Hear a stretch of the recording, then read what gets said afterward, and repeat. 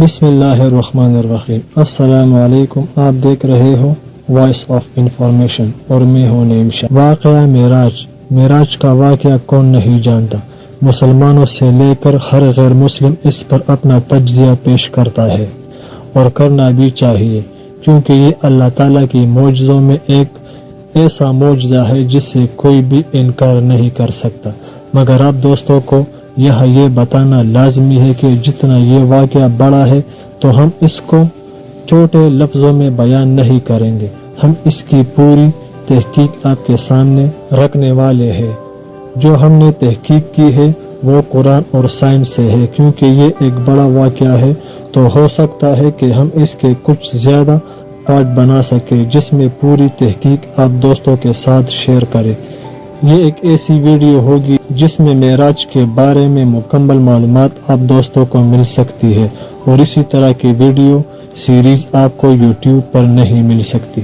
Video کو آخر تک ضرور دیکھ لیا کریں، کیونکہ اس سیریز کی جو بھی ویڈیو اپلوڈ ہوگی تو آپ کو پتہ ہوگا کہ اس سے پہلے ویڈیو میں کیا کہا گیا تھا۔ تو چلیے ویڈیو شروع کرتے ہیں۔ معراج اور جدید سائنسی تحقیقات۔ موجودہ صدی میں یوں تو بہت سے سائنسی نظریات پیش ہوئے، مگر ان میں سب سے زیادہ معروف نظریہ آئنسٹائن کا نظریہ اضافیات تھیوری آف ریلیٹیوٹی کہلاتا ہے۔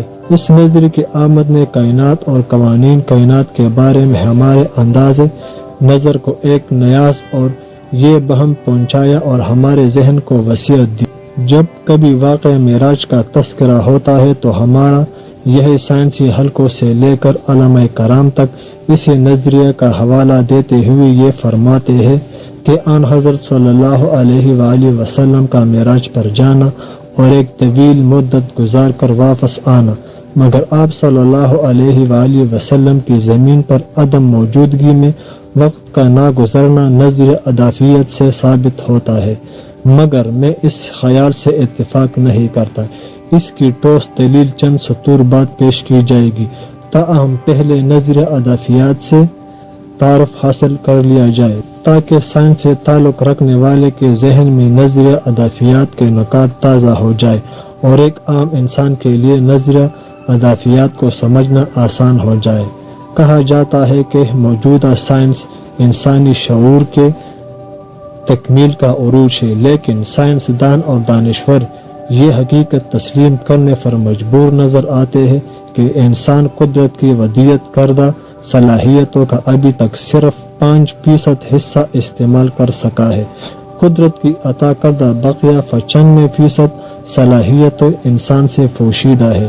وہ علم جو 100% صلاحیتوں کا احاطہ کرتا ہے، اسے 5% محدود ذہن سے سمجھنا ناممکن امر ہے۔ واقعہ معراج ایک ایسے ہی حقیقت ہے اور علم ہے جو سائنسی توجہ کا محتاج نہیں۔ یہ نظریہ 2 حصوں پر مبنی ہے۔ ایک حصہ نظریہ اضافیات اسپیشل تھیوری آف ریلیٹیوٹی کہلاتا ہے، جبکہ دوسرا حصہ نظریات اضافیات عمومی جنرل تھیوری آف ریلیٹیوٹی کے نام سے پہچانا جاتا ہے۔ خصوصی نظریہ اضافیات کو سمجھنے کے لیے ہم ایک مثال کا سہارا لیں گے۔ فرض کیجئے کہ ایک ایسا ٹارگٹ بنا لیا گیا ہے جو روشنی کی رفتار یعنی 3 لاکھ کلومیٹر فی سیکنڈ سے ذرا کم رفتار پر سفر کرتا ہے۔ اس راکٹ پر خلا بازوں کی ایک ٹیم روانہ کی جاتی ہے۔ راکٹ کی رفتار اتنی زیادہ ہے کہ زمین پر موجود تمام لوگ اس کے مقابلے میں بے حس و حرکت نظر آتے ہیں۔ راکٹ کا یہ عملہ مسلسل 1 سال تک اسی رفتار سے خلا میں سفر کرنے کے بعد زمین کی طرف پلٹتا ہے اور اسی رفتار سے واپسی کا سفر بھی کرتا ہے، مگر جب وہ زمین پر پہنچتے ہیں تو انہیں علم ہوتا ہے کہ یہاں تو ان کی غیر موجودگی میں ایک طویل عرصہ گزر چکا ہے۔ اپنے جن دوستوں کو وہ لانچ پر بیٹھ پر خدا حافظ کہہ کر گئے تھے، انہیں مرے ہوئے بھی 50 برس سے زیادہ کا عرصہ ہو چکا ہے، اور جن بچوں کو وہ ٹاٹا کرتے ہوئے گود میں چھوڑ کر گئے تھے، وہ سن رسید بوڑھے کی حیثیت سے ان کا استقبال کر رہے ہیں۔ وہ شدید طور پر حیران ہوتے ہیں کہ انہوں نے تو سفر میں صرف 2 سال گزارے ہیں، لیکن زمین پر اتنے برس کس طرح گزر گئے؟ ادافیات میں اسے کوئنس پروڈکٹس کہا جاتا ہے، اور اس کا جواب خصوصی نظریہ ادافیات وقت میں ٹائم ڈیلیشن کے ذریعے فراہم کرتا ہے۔ جب کسی چیز کی رفتار بے انتہا بڑھ جائے اور وہ روشنی کی رفتار کے قریب پہنچنے لگے تو اس وقت ساکن لوگوں کے مقابلے میں سست پڑتا شروع ہو جاتا ہے۔ یہ ممکن ہے کہ جب ہمارے مثل کے ہلائی مسافروں کے لیے 1 سیکنڈ گزرا ہو تو زمینی باشندوں پر اسی دوران میں کئی گھنٹے گزر گئے ہوں گے۔ اس مثال کا ایک اور اہم پہلو یہ ہے کہ وقت صرف متحرک شے کے لیے آہستہ ہوتا ہے، لہٰذا اگر کوئی ساکن فرد مذکور راکٹ میں سوار اپنا کسی دوست کا منتظر ہے تو اس کے لیے انتظار کے لمحے طویل ہوتے چلے جائیں گے۔ یہی وہ مقام ہے جہاں آ کر ہم نظریہ ادافیات کے ذریعے واقع معراج کی توجہ میں غلطی کر جاتے ہیں۔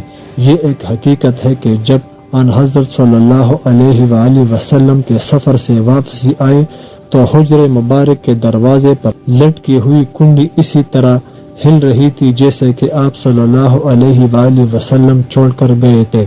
گویا اتنے طویل عرصے میں زمین پر ایک لمحے بھی نہیں گزرا۔ اگر خصوصی نظریہ ادافیات کو مد نظر رکھتے ہوئے اس واقعے کی حقانیت جاننے کی کوشش کی جائے تو معلوم ہوگا کہ اصلاح زمین پر آن حضرت صلی اللہ علیہ وآلہ وسلم کی غیر موجودگی میں کئی برس گزر جانے چاہیے تھے، لیکن ایسا نہیں ہوا۔ نظریہ ادافیت ہی کا دوسرا حصہ یعنی عمومی نظریہ ادافیات میں آئنسٹائن نے وقت، زمان اور خلا مکان کو ایک دوسرے سے مربوط کر کے زمان و مکان ٹائم اینڈ اسپیس کی مخلوط شکل میں پیش کیا ہے اور کائنات کی اسی انداز سے منتظر کشی کی ہے۔ کائنات میں 3 جگہ ہے، مکانی اسپیٹل ڈائمینشن ہے جنہیں ہم لمبائی، چوڑائی اور اونچائی یا موٹائی سے تعبیر کرتے ہیں، جبکہ ایک جگہ زمانی ہے جسے ہم وقت کہتے ہیں۔ اسی طرح عمومی ادافیات نے کائنات کو زمان و مکان کی ایک چادر شیٹ کے طور پر پیش کیا ہے۔ تو آج کے لیے اتنا ہی کافی ہے، کیونکہ یہ ایک مکمل سیریز ہے واقعہ معراج پر جس میں آپ دوستوں کو مکمل معلومات دیں گے۔ یہ اس سیریز کی پہلی ویڈیو ہے اور دوسری ویڈیو بھی بہت جلدی آپ دوستوں کے ساتھ شیئر کریں گے۔ اگر ویڈیو اچھی لگی ہو تو چینل کو سبسکرائب کریں اور بیل کے آئیکن کو ضرور پریس کریں، کیونکہ اس طرح کی خوبصورت قرآنی، سائنسی اور ہسٹری کے متعلق ویڈیو کی نوٹیفیکیشن آپ دوستوں کو ملتی رہے۔